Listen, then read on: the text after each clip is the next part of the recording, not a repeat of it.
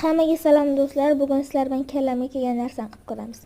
Gazga suv qo'ydim va ozgina tuz solib, katta 3 ta kartoshkalarni olib, uni qaynatishga qo'ydim va qaynagandan keyin ularni idishchaga olib va ularni archishni boshladim. Ketma-ketlikda archaverdim. Archigandan keyin ularni idishchaga solib va to'g'rashni boshladim. To'g'raganda uncha katta qilib ham, uncha kichkina qilib ham to'g'ramadim. O'rtancha qilib to'g'radim. Va bularni yana idishiga solib, ozgina tuz soldim va uqrib olib keldim. Keyin ustidan tuz so'vardim. Ozgina bo'lsa ham un soldim.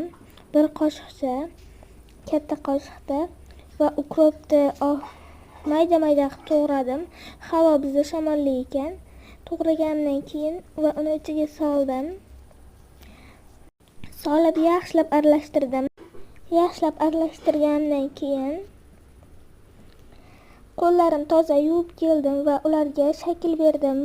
Eng birinchi bo'lib 5 tasini yumaloq qildim. Qolgan 16 tasini boshqacha shaklda qildim. Qo'limga yopishib qolib nimagadir va shakllarim mana bunday chiqdi.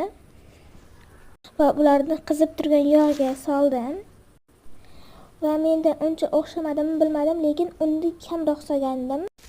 Va mana bunday chiqdi. To'ymasligimni bilib, non bilan tuxum qovurib yordim. Hammaga xayr, meni kuzatishda davom etinglar. Menga obuna bo'ling.